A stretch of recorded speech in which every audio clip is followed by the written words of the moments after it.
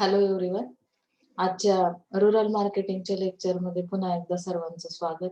आपण जो काही 4th युनिट स्टार्ट केलाय त्यामध्ये आपण डिस्ट्रीब्युशन हा पार्ट स्टडी केला पहिल्या चॅप्टरमध्ये. दुसरा जो चॅप्टर आहे आणि हा लास्ट चॅप्टर आहे तुमचा या सब्जेक्टचा. जे काही शेवटचं युनिट असतं आपलं प्रत्येक जनरली जर तुम्ही ओव्हरव्ह्यू बघितला तर प्रत्येक सब्जेक्टचा हा लास्ट युनिट हा सारांश असतो तुमच्या 3 युनिट मधला.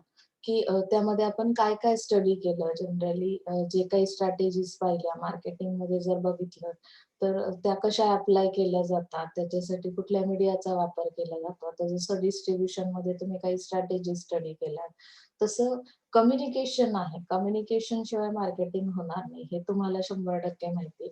तुम्ही बोललाच नाही तर तुम्हाला नक्की काय तुमच्या अचीवमेंट आहेत त्या कस्टमर पर्यंत पोहोचणार नाही. मग ते कम्युनिकेट करण्यासाठी वेगवेगळ्या पद्धती आपल्याकडे अवेलेबल आहेत. मार्केटशी कम्युनिकेशन करायचं असेल तर तुम्हाला प्रत्येक एका पर्सनला भेटणं म्हणजे प्रत्येक एका पर्सनशी कम्युनिकेट करणं तर शक्य होणार नाहीये. मग ऍट ए टाइम तुम्हाला जर जास्त कस्टमरशी काय करायचंय, कम्युनिकेट करायचंय, तर तुम्हाला काय करावं लागेल, की काही पर्याय शोधावे लागतात. की सपोज एक मेसेज दिला तर तो मेसेज किती लोकांपर्यंत पोहोचवायचा आहे. जसं आपण याच्यामध्ये टार्गेटिंग, सेगमेंटेशन, पोझिशनिंग, आता तुमची पोझिशन तयार करायची, तर हा पार्ट आपण शिकलो. मग हे सगळं कम्युनिकेशन करताना आपल्याला काय काय चॅलेंजेस फेस करावे लागतात. तुम्ही जनरली आता जो काही चॅप्टर स्टडी करणार आहात कम्युनिकेशन मिक्सचा, तर त्यामध्ये अशाच पद्धतीने त्यांनी आपल्याला प्रमोशन कसे दिले जातात किंवा चॅलेंजेस कुठले आहेत रूरल कम्युनिकेशनसाठी. जसं तुम्ही बघितलं लँग्वेज बॅरियर आहे. तुम्हाला माहितीये की लँग्वेजचा प्रॉब्लेम फार मोठा येतो. म्हणजे जनरली तुमची जी काही भाषा आहे ती जर समोरचा पर्सन समजू शकला नाही, अंडरस्टँड झाली नाही, तर तुम्हाला जे काही मेसेज फॉरवर्ड करायचा आहे तुमच्या प्रोडक्ट रिलेटेड, तुमच्या सर्व्हिस रिलेटेड, तर तो प्रॉपर जाणार नाहीये आणि त्याचा इम्पॅक्ट काय होईल की कस्टमरचा रिस्पॉन्स तुम्हाला मिळणार नाही. तर मग आपल्याला हे चॅलेंजिंग फॅक्टर्स कुठले आहेत रूरल कम्युनिकेशनसाठी किंवा इफेक्टिव्ह कम्युनिकेशन जर करायचं असेल, तर त्यासाठी आपण काय केलं पाहिजे, डेव्हलप कसं करायचं आपले कम्युनिकेशन. त्यासाठी तुम्हाला मीडिया दिलेला आहे, types of rural media. Rural एरियामध्ये पोहोचणारा मीडिया कुठला आहे. रूरलमध्ये जसे इन्फ्रास्ट्रक्चरमध्ये तुम्ही काही कमतरता पाहिलीत की रोड आहे, इलेक्ट्रिसिटी आहे. अ, त्याचा परिणाम काय होतो की काही ठराविक मीडियापर्यंतच लोक काय करू शकतात, पोहोचू शकतात किंवा तुमचं जे काही मेसेज आहे ते वाचू शकतात. तर मग असे कुठले मीडियाज आहेत त्याचे टाइप्स आपण बघणार आहोत. Conventional, unconventional, personalize media, promotional strategies कुठल्या आहेत, कशा पद्धतीने तुम्ही त्या स्ट्रॅटेजी अप्लाय करणार आहात. Creating ads for rural audience. Rural ऑडियन्ससाठी ऍडव्हर्टाईज कशी क्रिएट केली जाते. म्हणजे तुमच्या माइंडमध्ये एक जनरल आयडिया असते की समोरचा ऑडियन्स किती एज्युकेटेड आहे, नॉन एज्युकेटेड आहे. आता जेव्हा तुम्हाला स्पीच द्यायला बोलवतात, कुठेही तुम्ही जेव्हा बोलणार आहात एखाद्या विषयावर, टॉपिकवर, तुमचा मेसेज तुम्ही त्या ऑडियन्सला देणार आहात, त्यावेळी आपल्या माइंडमध्ये एक थीम असते की त्या ऑडियन्स बद्दल आपल्याला अगोदर माहिती असली पाहिजे. तुमच्या समोर जर रूरल एरियातला ऑडियन्स आहे आणि त्यांना तुम्हाला काही मेसेज द्यायचा, ऍडव्हर्टाईज तयार करायची, तर मग त्यांना ती समजेल अशा भाषेमध्ये किंवा समजेल त्यांच्यापर्यंत पोहोचेल अशा मीडियाच्या थ्रू तुम्हाला काय करावं लागेल, कम्युनिकेशन करावं लागेल. त्यानंतर रूरल ऍडव्हर्टायझिंग स्ट्रॅटेजीज आहेत काही. मग त्या स्ट्रॅटेजीज कुठल्या आहेत त्या पण आपण या चॅप्टर मध्ये स्टडी करणार आहोत. म्हणजे जनरली ओव्हरव्ह्यू मध्ये काय लक्षात येत आहे की आपल्याला कम्युनिकेशन करायचंय एनी हाव कंडिशन. म्हणजे काही झालं तरी त्यांच्यापर्यंत आपले प्रोडक्ट्स डिस्ट्रीब्यूट करायचे. डिस्ट्रीब्युशनसाठी काय करायचंय हे आपण अगोदरच्या चॅप्टर मध्ये पाहिलंय. तर आता आपण वन बाय वन यामध्ये जे काही पॉइंट्स आहेत, अगदी तुम्ही लाईन टू लाईन एक्सप्लेनेशन जे आहे याच्यामध्ये तिथपर्यंत जाण्याची गरज नाही. ती जी मेन थीम आहे ती तुम्हाला समजणं खूप गरजेचं आहे की कम्युनिकेशन मध्ये काय आलं पाहिजे. रूरल एरिया जेवढा तुम्ही आता 3 चॅप्टर मध्ये स्टडी केलेला आहे त्याचं तुम्हाला प्रोफाईल एक तुमच्या डोळ्यासमोर आहे की रूरल एरियाचं चित्र कसं आहे, ते पिक्चर काय सांगतं तुम्हाला. रूरल एरियामध्ये कशा पद्धतीने इंडियामध्ये काय कंडिशन आहे रूरल मार्केटची किंवा तिथे प्रोग्रेस कशी होते, ग्रोथ स्टेजला आहोत आपण. मग अशा केसमध्ये कम्युनिकेशन कसं करणार आहोत, तर त्यासाठी फर्स्ट त्यांनी दिलं promotion. It is a form of communication with an additional element of persuasion to accept ideas, products, services, and hence persuasive communication becomes the heart of promotion. The third element of marketing mix. आपण marketing mix study केले की नाही, product, price, place, promotion. मग त्यातला हा promotion हा part काय आहे, की याला कम्युनिकेशनचं हे हार्ट आहे असं सांगितलं, की प्रमोशन्स देताना आपण काय करतो, की ॲडिशनल काहीतरी एलिमेंट्स आपण त्यामध्ये यूज केलेले असतात. जसं की आपल्या आयडियाज, आपले प्रॉडक्ट, सर्व्हिसेस त्याबद्दल काहीतरी क्रिएटिव्ह असा मेसेज तयार केलेला असतो, की ज्यामुळे समोरचा ऑडियन्स जो आहे, कस्टमर जो आहे, तो काय होईल, अट्रॅक्ट होईल.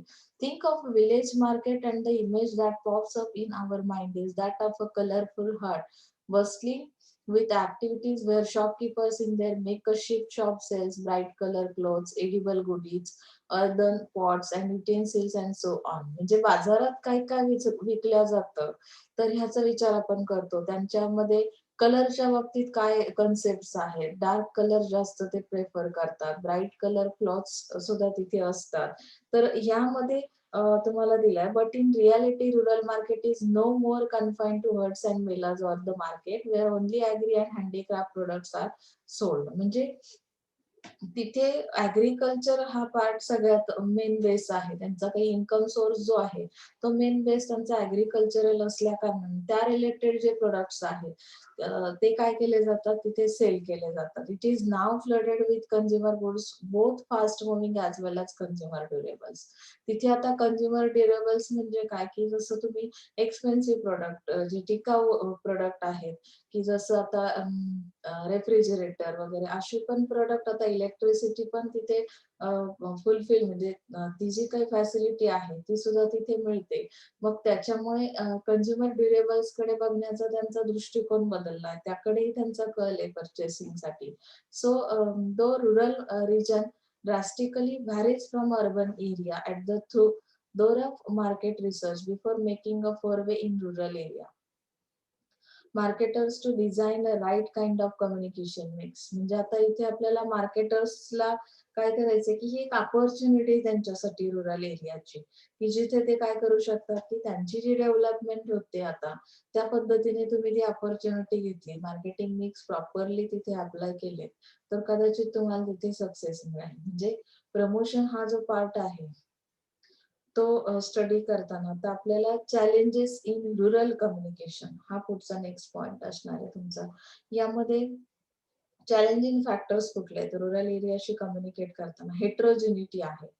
म्हणजे त्यांचं जे काही मी तुम्हाला सांगितलं स्कॅटर्ड पॉप्युलेशन आहे, त्यांचं नेचर पण हेट्रोजिनियस नेचर सांगितलंय, की कस्टमर्स जे आहेत ते फार वेगवेगळ्या पद्धतीने विचार करणार आहेत. त्यांची लँग्वेज मध्ये डिफरन्स आहे. हेट्रोजिनिटी कशामध्ये आहे, तर ती लक्षात घेता आपल्याला इथे हे चॅलेंजिंग फॅक्टर्स आहेत, की प्रत्येक एकाच्या लँग्वेज मध्ये प्रत्येकाला तो मेसेज समजेल असा तयार करणं, त्या क्रिएटिव्ह आयडियाज त्यांच्यापर्यंत पोहोचवणं प्रोडक्ट रिलेटेड. तर हे कसं चॅलेंजिंग आहे मार्केटरसाठी. Limited media rich. यामध्ये काय सांगितलंय, की मीडिया जो आहे तो लिमिटेड आहे. म्हणजे त्यामध्ये काही लिमिटेशन्स येतात रुरल कस्टमरशी कम्युनिकेशन करताना. These factors lead to poor message comprehension and negligible impact which fail to translate into consumer awareness. त्यामुळे कस्टमरला जे काही अवेअरनेस यायला हवं तेवढ्या प्रमाणात ते येत नाही. हे एक चॅलेंजिंग आहे. जसं आता अर्बन एरियामध्ये गेलात तर जनरली तिथलं जे पब्लिक आहे, तिथला कस्टमर आहे, त्यांना कव्हर करणं जेवढं सोपं जातं, कारण तिथे ऑल टाइपचा मीडिया आहे. प्रिंट मीडिया आहे, मास मीडिया आहे, जे न्यूजपेपर पण ती लोकं वाचू शकतात. म्हणजे शहरी भाग जो आहे तिथे लोकांना नॉलेज आहे. म्हणजे की ते एज्युकेटेड असल्या कारणाने तो मीडिया ऑपरेट कसा करायचा तेही त्यांना माहिती आहे. त्यामुळे आपल्याला तिथे फार प्रॉब्लेम्स येत नाहीत. मग इथे लिमिटेड मीडिया असल्यामुळे काय होतं, की त्या मीडियाशी कनेक्टेड तुम्हाला राहावं लागतं. प्लस तिथे हेट्रोजेनिटी पण आहे, लँग्वेज पण वेगवेगळ्या आहेत. एका मीडियावर आता रेडिओच्या थ्रू सपोज रेडिओ प्रत्येकाकडे आहे, असं इमॅजिन केलंय रुरल एरियामध्ये. तर पुन्हा लँग्वेज बॅरियर्स येतातच. त्यांचं जे नेचर आहे ते पण डिफरंट आहे. मग ह्यामध्ये तुम्हाला चॅलेंजिंग फॅक्टर्स आहेत हे. Understanding rural audience. आता त्यांना अंडरस्टँड करणं म्हणजे काय, की त्यांचं बिहेवियर कसं आहे. एक्झॅक्टली ते तुम्हाला त्यांची सायकॉलॉजीचा स्टडी रुरल ऑडियन्सच्या करावा लागेल, की सपोज त्यांच्याकडे त्यांचा जो एक्सपेंडिचर पॅटर्न आहे, आपण म्हणतो खर्च करण्याची वृत्ती किती लोकांची असते, की रुरल एरियामधला इन्कम सोर्स पाहता किंवा त्यांची जी काही पॉवर्टी आहे, तर त्या गोष्टींचा इम्पॅक्ट 100% त्यांच्या एक्सपेंडिचर पॅटर्नवर होतो. आणि ते सुद्धा खूप चॅलेंजिंग आहे. जरी त्यांना प्रोडक्ट आवडला, तुमचा मेसेज त्यांच्यापर्यंत पोहोचला, तुम्ही एखादा मीडिया यूज केला, तरी सुद्धा त्यांचं जे नेचर आहे त्याचा इम्पॅक्ट त्याच्यावर 100% असणार आहे. सो डेथ ऑफ इन्फॉर्मेशन म्हणजे काय, की there is a death of providers of local communication content leading to lack of local language. आता इन्फॉर्मेशन जे आहे, local flavour and local connection, conflicting messages as same messages can be interpreted differently in different regions. आता इथं काय सांगितलंय बघा, की conflicting messages त्यामध्ये difficult to know what is relevant correct information for a specific rural area. म्हणजे कुठल्या कस्टमरला कुठल्या टाईपचं कम्युनिकेशन, लोकल कनेक्शन कसं आपण कनेक्ट करायचं, हे सुद्धा समजणं तसं फार डिफिकल्ट आहे. तुमचा मेसेज कसा फॉरवर्ड करायचा. कारण की तो मेसेज फॉरवर्ड करताना काही त्यांच्यामध्ये मनामध्ये पूर्व म्हणजे ज्याला आपण काही म्हणतो समज गैरसमज जे असतात ते असतात. आता जसं की ट्रॅडिशनल त्यांचा लूक आहे. म्हणजे सपोज पूर्वी घरामध्ये जे प्रॉडक्ट्स वापरले जातात, झटकन ते जुन्या प्रॉडक्ट्स वरून तुमच्या प्रॉडक्टकडे डायव्हर्ट होत नाहीत. मग अशा केसमध्ये तुमचा मेसेज कसा पाठवायचा किंवा त्यांनी अट्रॅक्ट व्हावं त्या प्रॉडक्टकडे, कम्युनिकेशन कसं असलं पाहिजे, ह्याबद्दल थोडीशी आयडिया येत नाही. तो सुद्धा चॅलेंजिंग फॅक्टर आहे. Hectic and costly communication. Hectic आहे हे सगळं. आपण जसं जनरली बोलतो, की एखादी गोष्टीमध्ये कॉम्प्लेक्शन्स जितके असतात, तर रुरल एरियाचा स्टडी करायचा किंवा तिथल्या कम्युनिकेशनचा विचार करता, हेट्रोजेनिटीचा विचार करता किंवा स्कॅटर्ड पॉप्युलेशन जी आहे त्याचा विचार करता हे सगळं कॉस्टली होतं. प्रत्येक एका आता सपोज स्कॅटर्ड पॉप्युलेशन म्हणजे 100 लोकांचा एक ग्रुप इथे आहे, तर काही डिस्टन्सवर 2-3 किलोमीटरवर दुसरं गाव आहे. मग प्रत्येक गावासाठी वेगळी ऍडव्हर्टाइज करणं, तो मीडिया यूज करणं, हे सगळं एक्सपेन्सिव्ह होतं. म्हणजेच काय कॉस्टली असतं ते कम्युनिकेशन आणि ती प्रोसेस पण हेक्टिक असते, की त्या पद्धतीचे तुम्हाला एजंट्स किंवा त्या पद्धतीने कम्युनिकेशन करताना ते पर्सन्स एम्प्लॉय अपॉइंट करणं, सेल्स पर्सन अपॉइंट करणं, हे सगळं कसं आहे, हेक्टिक आहे. Okay. Lack of communication skills. आता इथे दिलंय structural transformation leading to constantly changing channels and content and a lack of the necessary skill for communication. It is a major challenge, a lack of well develop information and communication technology, infrastructure, and low levels of ICT skills pose threats against effective and advanced modes of communication. जे advance technology इथे use करून चालणार नाही तुम्हाला. जे काही regular channels आहेत त्याच्या थ्रू तुम्हाला काय करायचंय, की कम्युनिकेशन करायचंय. हे सगळ्यात कसं आहे, चॅलेंजिंग आहे. इथे lakh of well develop information, जे त्यांच्याबद्दल पुरेशी माहिती नसेल, तर तुम्ही कम्युनिकेशन करताना तुमच्या हातून काही चुका होण्याची शक्यता असते, की तिथला कस्टमर कशा टाइपचा आहे, त्याच्या हॅबिट्स काय आहेत, त्याचा ओव्हरऑल सगळं एन्व्हायरमेंट त्या मार्केटचं, रुरल मार्केटचं स्टडी करावं लागेल. आणि त्यामुळे इथे communication, lakh of communication skills असं दिलंय, की त्यांना मीडियाची फारशी माहिती नाही. आयटीचा जर वापर तुम्ही केला, आयसीटी इन्फ्रास्ट्रक्चर, आयसीटी स्किल्स ह्या गोष्टी सगळ्या तिथे इम्प्लिमेंट करणं, हे सगळं कसं आहे, डिफिकल्ट आहे. त्यामुळे हे सगळे चॅलेंजिंग फॅक्टर्स आहेत. Developing effective communication. आता मला जर इफेक्ट आणायचा माझ्या कम्युनिकेशन मध्ये, मला वाटतंय की समोरच्या ऑडियन्सने माझं ऐकलं पाहिजे, मी जे काही बोलणार आहे. तर मग कशा पद्धतीने डेव्हलपमेंट केली जाते, काय करायचे आपण, तर इथे फर्स्ट आपण काय करणार आहोत, emotional attachment with rural customer. तुम्हाला अटॅचमेंट करायची त्यांच्याबरोबर इमोशनल. ती कशी केली जाईल, जर तुम्ही त्यांच्या भाषेत त्यांच्याशी लोकल लँग्वेज मध्ये कम्युनिकेशन केलं, तर काय होईल, की तो स्पेसिफिक टार्गेट केलेला ग्रुप तुमच्याकडे अट्रॅक्ट होईल. बऱ्याचदा असं असतं, की तुमची जी लँग्वेज आहे ती खूप हाय लेवलची आहे. तुम्ही इंग्लिशमध्ये बोलताय आणि समोरच्या ऑडियन्सला काही समजत नसेल तर अटॅचमेंट होणारच नाही. तुम्ही त्यांच्या लँग्वेजमध्ये जेव्हा आता कोकणामध्ये गेलात तर कोकणी लँग्वेज जरा तरी तुम्हाला आली पाहिजे. कोकणामधल्या माणसाला त्याच्या भाषेत जर बोललात तर कदाचित त्याला ते जास्त आवडेल आणि त्यामुळे इमोशनल अटॅचमेंट तयार होते. त्यामुळे तिथल्या कन्सेप्ट ज्या आहेत म्हणजे जे काही डिझायनिंग तुम्ही करताय ते कसं असेल रिलेटेड असेल, रिलिव्हंट असेल त्यांच्याशी, त्यांच्या जे काही डेली लाईफ आहे त्या पद्धतीचं कम्युनिकेशन तुम्ही केलं तर ती इमोशनल अटॅचमेंट होते. Relationship building with rural customer. आता कुठलीही रिलेशनशिप डेव्हलप करायची असेल तर काय करावं लागतं आपल्याला इथे ऍडव्हर्टायझिंगच्या थ्रू करायचंय. ऍडव्हर्टायझिंग मध्ये तुम्ही काय करणार आहात तर त्यांना प्रायमरी एज्युकेशन द्या. प्रायमरी एज्युकेशन म्हणजे कशाशी रिलेटेड की जे काही प्रोडक्ट्स तुम्ही सेल करणार आहात त्याबद्दलची एक बेसिक इन्फॉर्मेशन त्यांना पहिल्यांदा द्या. कारण की जर काही माहीतच नसेल तो प्रोडक्ट कसा यूज करायचा आहे, कन्झम्पशन कसं केलं जातं, तर तुम्हाला कदाचित काय होणार नाही की ते कस्टमर जे आहेत ते त्याकडे अट्रॅक्ट होणार नाहीत किंवा तुमचं रिलेशन बिल्ड होणार नाही. मग इथे त्यांनी सांगितलंय communication through community development activities like promoting low cost water purifiers after setting up a tubewell in locality. म्हणजे आता तुम्ही सपोज काय केलं की तुम्हाला वॉटर प्युरिफायर सेल करायचंय. त्याची बेसिक इन्फॉर्मेशन द्यायची म्हणजे मुळात काय करायचंय की त्याची कॉस्ट तुम्ही कमी करा. तिथे एक्सपेन्सिव्ह प्रोडक्ट सेल होत नाहीत हे तुम्हालाही माहितीये.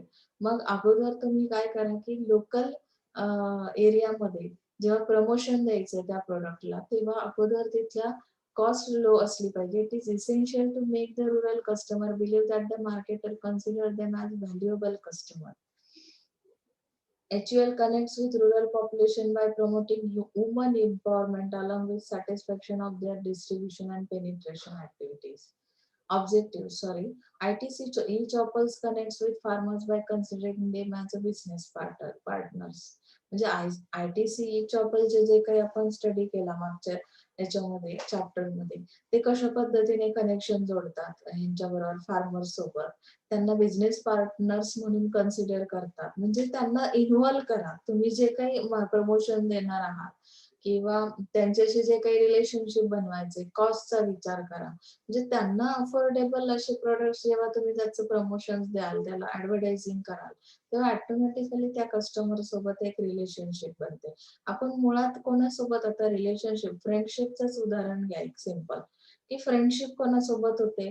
की जनरली आपण एकाच लेवलच्या लोकांमध्ये बघतो फ्रेंडशिप असते.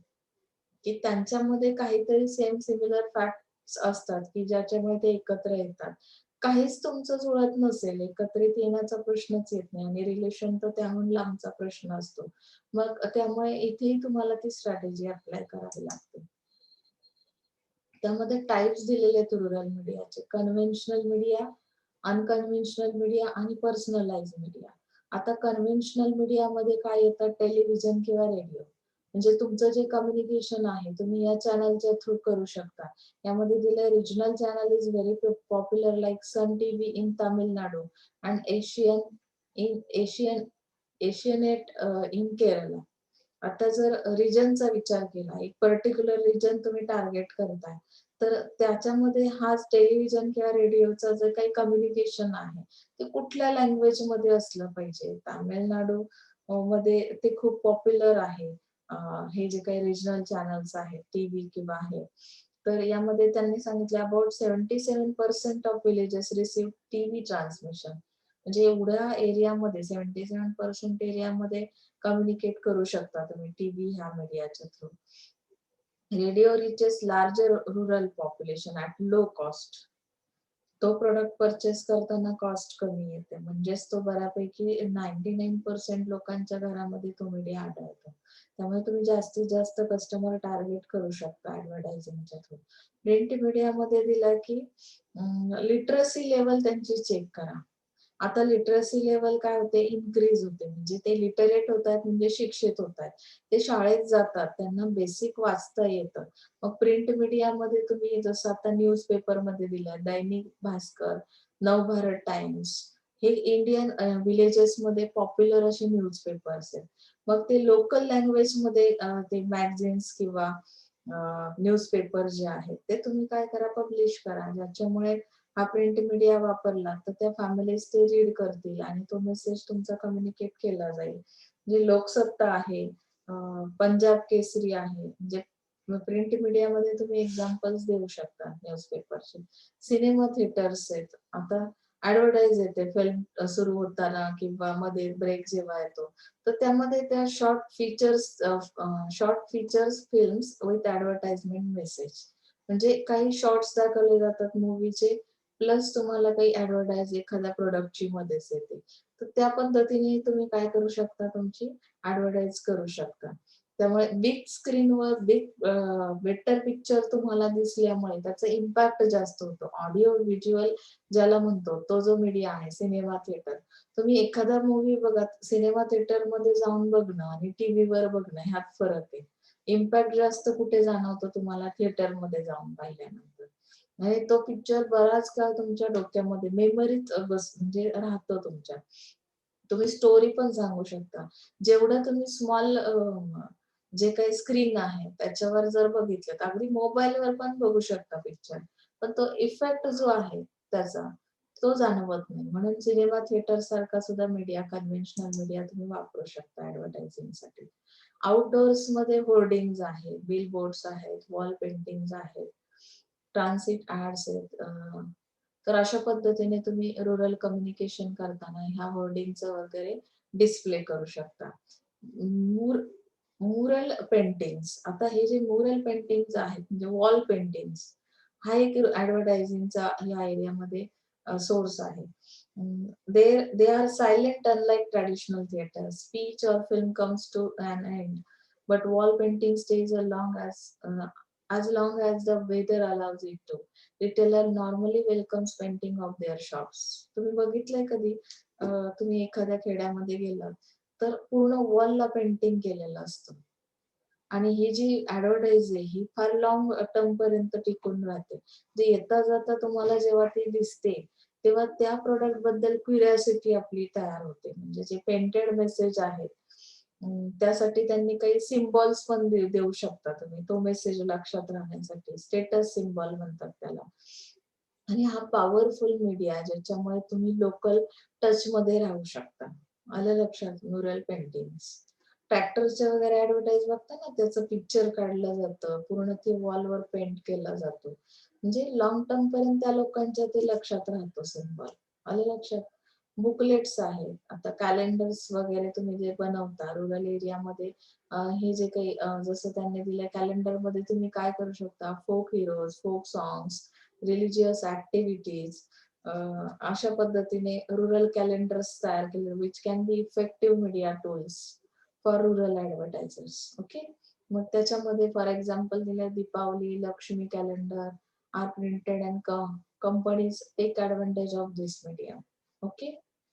आता अनकन्व्हेन्शनल मीडियामध्ये काय येतं, की पपेट्री आहे. कठपुतळीचे जे खेळ खेळले जातात की नाही, तुम्हाला माहितीये, ते नाचवतात अशा बाहुल्या वगैरे, किंवा त्या पद्धतीचा मेकअप करून तो डान्स केला जातो. त्यासाठी काही थिएटर्स आहेत. हा पॉप्युलर फॉर्म आहे त्यांचा एंटरटेनमेंटचा. त्यांना ह्या गोष्टी खूप आवडतात. Puppets as a medium to communicate ideas, values and social message. म्हणजे कुठलाही सोशल मेसेज जरी फॉरवर्ड करायचा असेल, सोशल मार्केटिंग आपण आता शिकणार आहोत पुढच्या टर्मला, म्हणजे तुमची जी पुढची सेम आहे. तर सोशल इश्यूज वर सुद्धा तुम्हाला काही मेसेज ऍडव्हर्टायझिंग करायची असेल, तर तुम्ही ह्या पपेट्रीचा वापर करू शकता. त्यामध्ये दिलंय की sounds and drama division of government of India use puppets to promote various government project. गव्हर्नमेंटचे जे प्रोजेक्ट्स आहेत त्याच्यासाठी जनरली हा मीडिया वापरला जातो. LIC use puppets to educate rural masses about जीवन विमा in UP. UP मध्ये LIC कशा पद्धतीने एज्युकेट करते तिथल्या कस्टमरला, तर पपेट्री हा जो पार्ट आहे त्यामध्ये ते काय करतात की त्याबद्दल अवेअरनेस सांगतात. LIC जीवन विमा पॉलिसी जी काही आहे, बिहार आणि MP मध्ये सुद्धा ती पॉलिसी अप्लाय केली जाते. Number of inquires at local life insurance companies. तर इथे हा पपेट्रीचा अनकन्व्हेन्शनल. फोक थिएटर्स आहेत ज्याच्या थ्रू काय केलं जातं, की नाट्यगृह ज्याला म्हणतो की नाही, हा एक रिदमिक फॉर्म आहे म्हणजे कम्युनिकेशनचा. या मीडियाच्या थ्रू पण तुम्ही काय करू शकता, एज्युकेट करू शकता. तुमचा जो काही मेसेज आहे त्यामध्ये इंटरेस्ट तयार करू शकता त्या कस्टमरचा.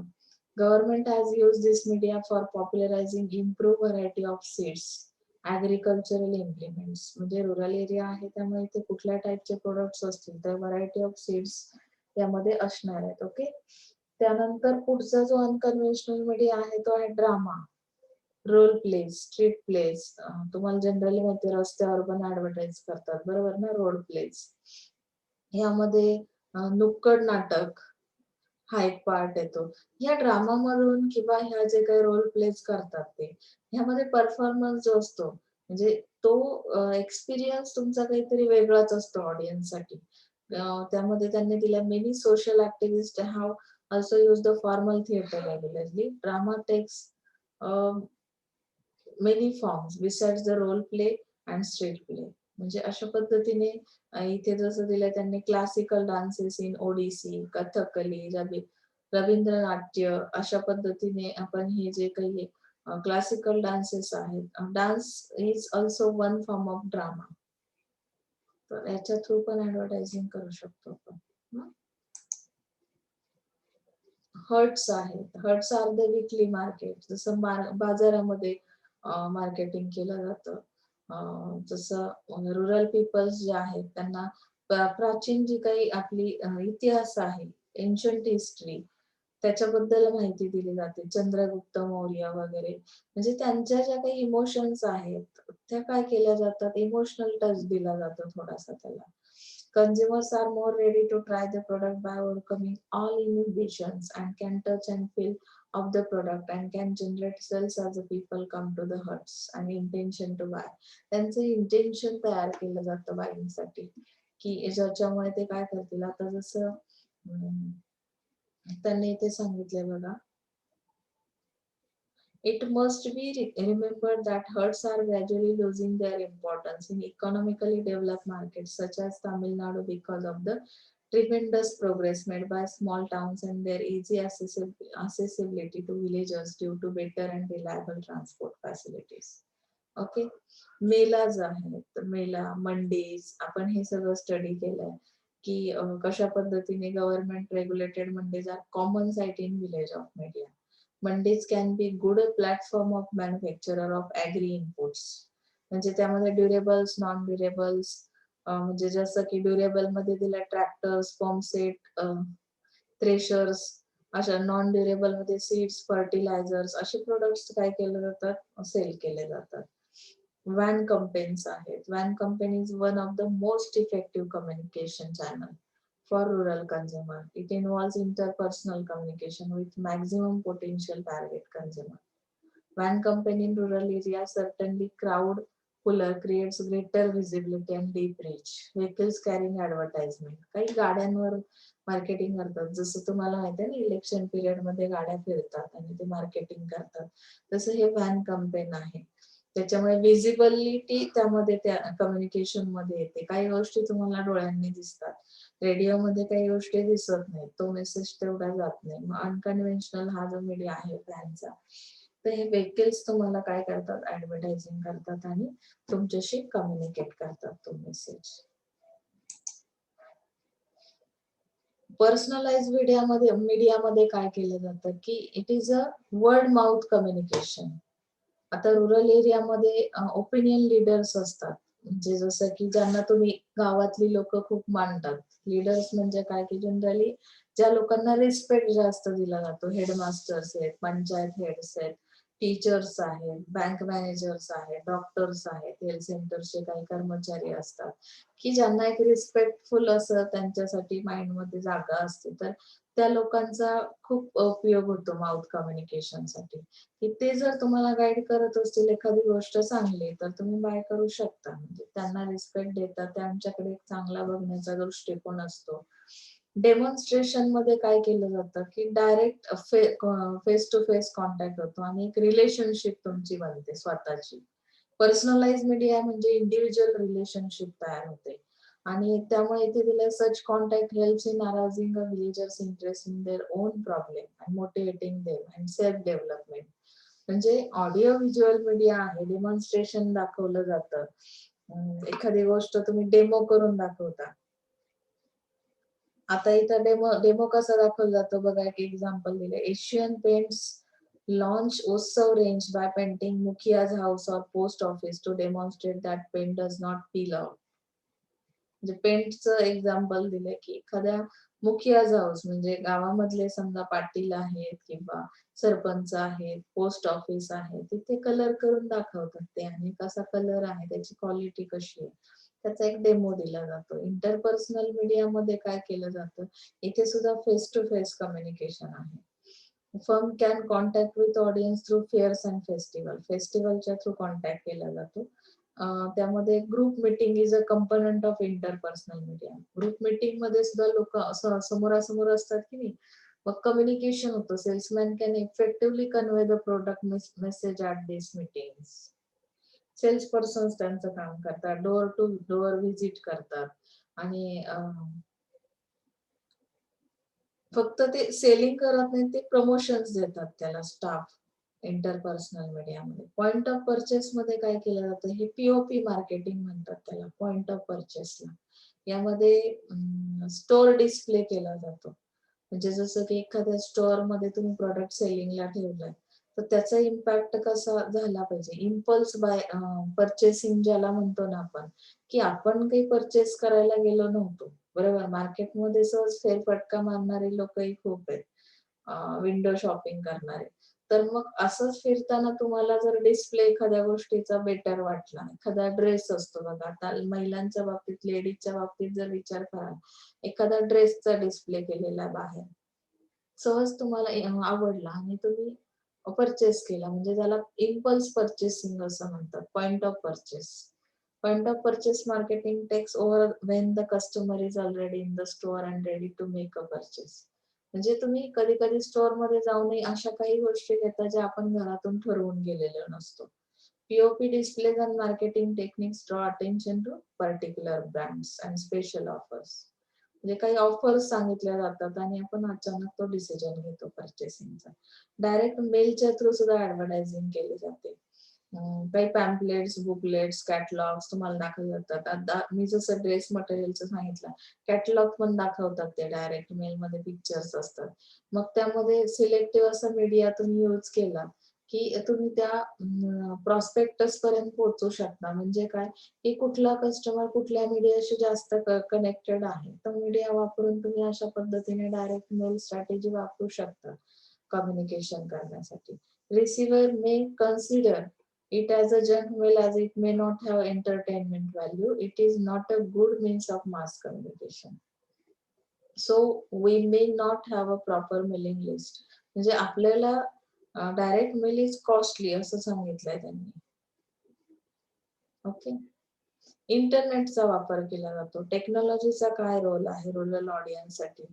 The growing number of internet kiosk disseminating useful information to village folks. It has come to stay, and the mind-boggling growth of mobile telephones, especially in the rural areas. इंटरनेटच्या through पण बरचसं communication होतं. काही जे information आहे ती तुम्ही त्यांच्यापर्यंत पोहोचवू शकता. ओके. प्रमोशनल स्ट्रॅटेजीज आहेत आता काही. कशा पद्धतीने त्या स्ट्रॅटेजी अप्लाय करायच्या. प्रमोशनल म्हणजे तुम्हाला कम्युनिकेशन कसं करायचंय. पुश स्ट्रॅटेजी काय सांगते बघा. Producer directs all promotion efforts mainly on the middle man. ही पुश स्ट्रॅटेजी म्हणजे कोणीतरी कोणाला तरी पुश करते. म्हणजे इथं मिडल मॅन्स असतात, wholesaler, retailer. Product is push to through the channel, म्हणजे चॅनलच्या थ्रू तो पुश केला जातो फायनल कस्टमर पर्यंत. Push strategy is called pressure strategy and it places heavy emphasis on personal selling.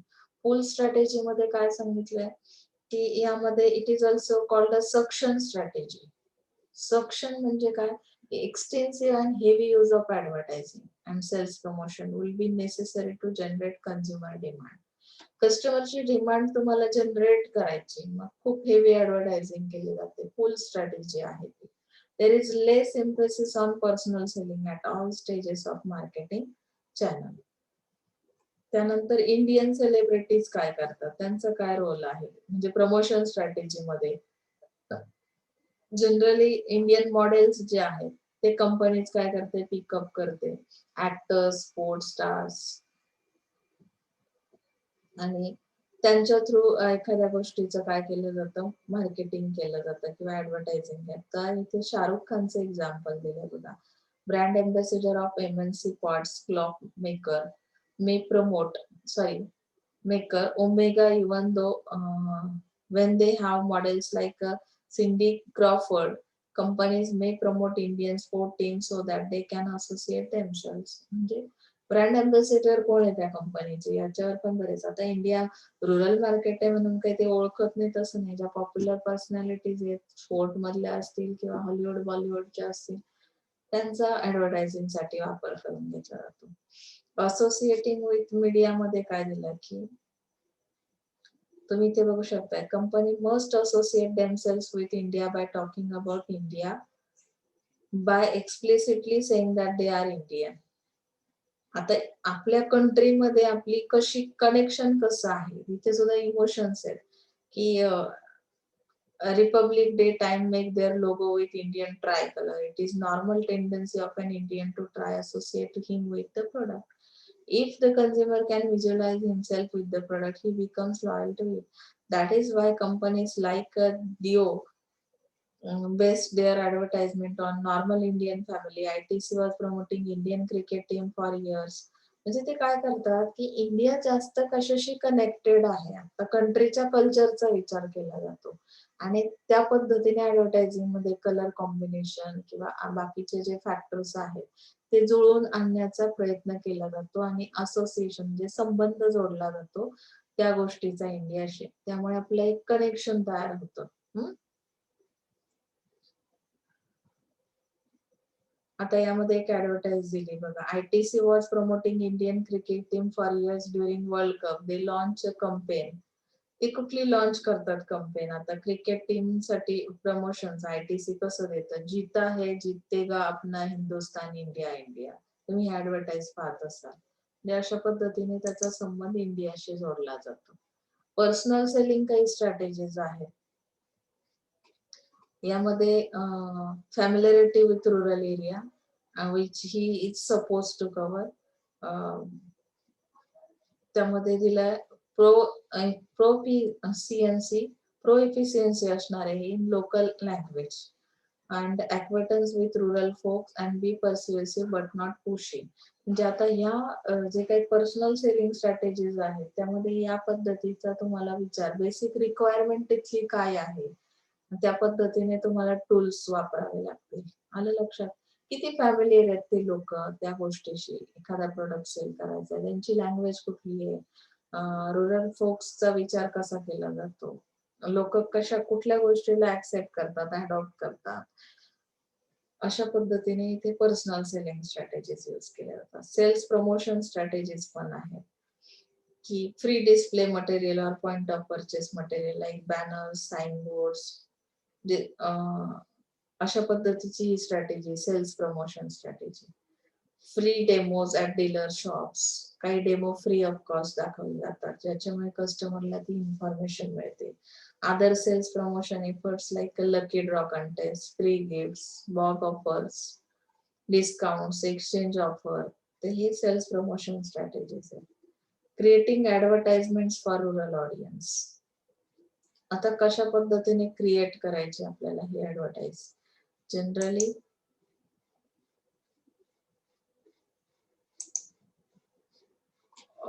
यामध्ये काय केलं जातं, understanding the mindset of potential customer.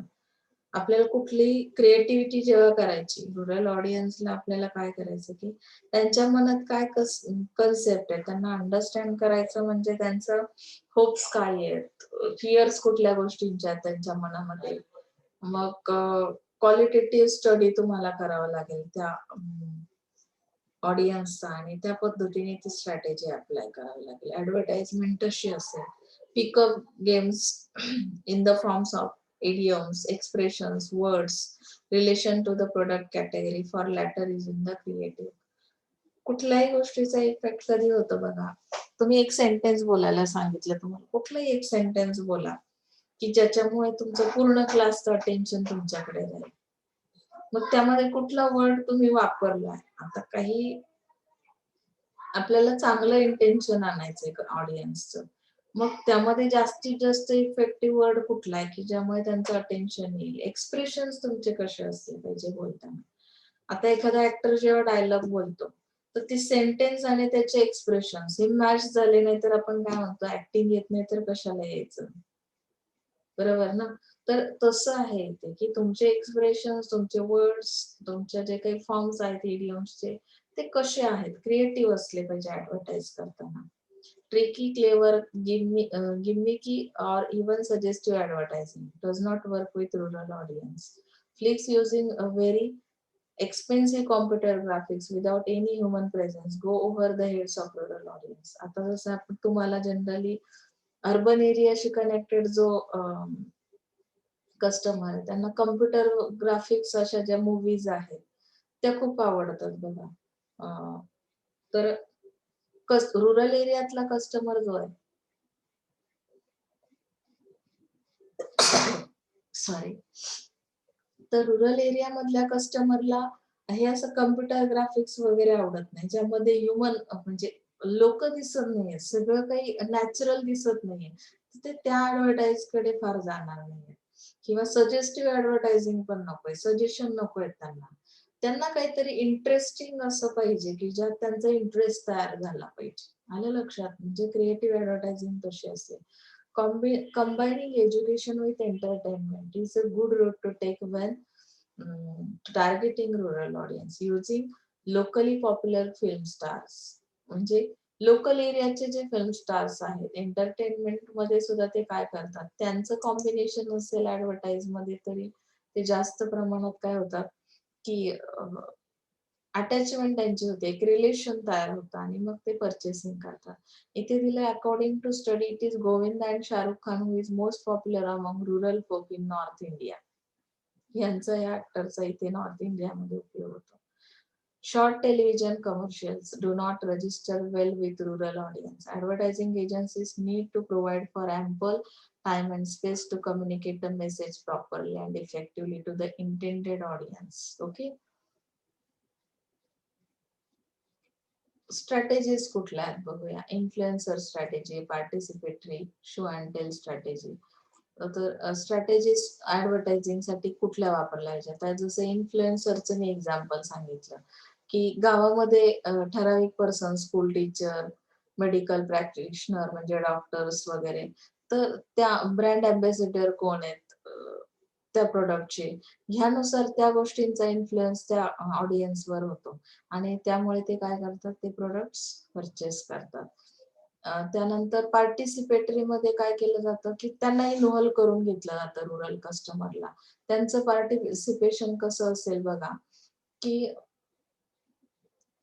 in this strategy, the advertisers get an opportunity to interact with consumers, study their psychology and their views. Sometimes advertiser gets a clue to develop their theme of the advertisement from these events. So these events and shows offer great opportunity to reach a rural India cost effectively. जे आपण काय करतो, की sports, sport competition, games, की अशा पद्धतीने काय करतो, अरेंजमेंट करतो. काही इव्हेंट्स ऑर्गनाइज केले जातात त्या कंपनीच्या थ्रू. स्पॉन्सर्स असतात ते आणि अशा इव्हेंटमध्ये ते स्वतः पार्टिसिपेट असल्यामुळे त्या फर्मने, त्या ऑर्गनायझेशनने जर एखादा प्रॉडक्ट आणलं मार्केटमध्ये, तर ते फॅमिलियर असतात त्या ऑर्गनायझेशनचं नाव त्यांनी ऐकलेलं असतं आणि त्यामुळे पार्टिसिपेशन झाल्यामुळे त्यांची एक अटॅचमेंट असते. शो अँड टेल स्ट्रॅटेजी मध्ये काय केलं जातं, की डेमॉन्स्ट्रेशन हा पार्ट जसं आपण शिकलो, जसं त्यांनी एक एक्झाम्पल दिलंय बघा. First the demonstrated adds Wheel detergent powder to a bucket of water. जे तुम्ही डेमो कसा करता शो अँड टेल स्ट्रॅटेजी मध्ये, ऍक्च्युअल करून दाखवतात की नाही ऍडव्हर्टाइज मध्ये, तसा डेमो पण दाखवला जातो, की एकदा पाणी घेतलं म्हणजे याच्यामध्ये बकेटमध्ये डिटर्जंट पावडर मिक्स केली. त्यानंतर इन द नेक्स्ट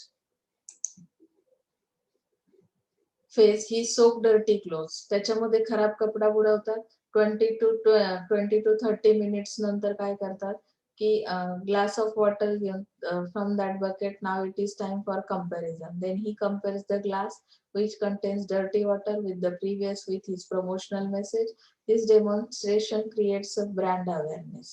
म्हणजे त्या ब्रँडचा अवेअरनेस आणण्यासाठी ऍक्च्युअली तुम्ही ते प्रॅक्टिकलच करून दाखवता की खराब कपडा त्यात बुडवला हे कशा पद्धतीने ते काय करतं सगळं त्यावरची जी घाण आहे ती कशी निघते आणि मग चांगलं प्युरिफाईड वॉटर कसं आहे त्याचा कलर कसा आहे ह्यामध्ये कशा पद्धतीने घाण निघते त्या पावडर वापरल्यामुळे तर अशा पद्धतीने त्याचं मार्केटिंग केलं जातं कळलं डेमॉन्स्ट्रेशन केलं जातं म्हणजे अशा पद्धतीने तुमचा हा जो युनिट आहे